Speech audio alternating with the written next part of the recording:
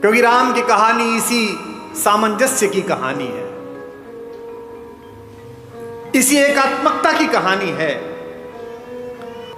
जिस भी आंगन में बुजुर्गों का पेड़ अभी तक खड़ा हुआ है, पृथ्वी पर उससे ज्यादा आनंदित कोई परिवार नहीं है, उससे बढ़िया परिवार कोई।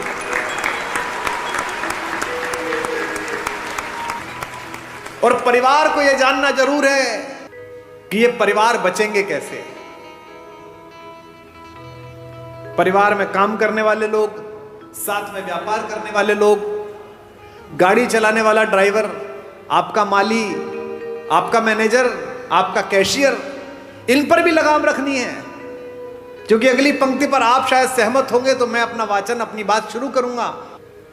बहुत आवश्यक है कि इन पर भी लगाम हो, इन पर भी दृष्टि हो, क्योंकि राम की कहानी यही बताती है कि किसी एक महल में एक मंथरा निकल जाए तो कितना दुख पैदा हो सकता है, और किसी घर में एक राम निकल जाए तो कितना सुख पैदा हो सकता है।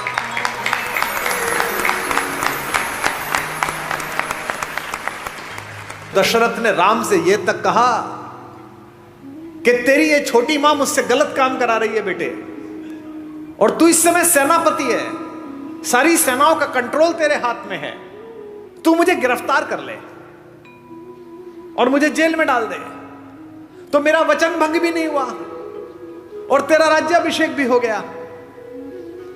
मैं जेल में रह लूंगा लेकिन मैं तुझे निष्कासन नहीं दे सकता। लक्ष्मण कहते हैं राम से कि ये तीर, ये धनुष कंधे पे लटकाए घूमते हो, घर में अत्याचार हो रहा है, अनाचार हो रहा है, चुप बैठे हुए हो।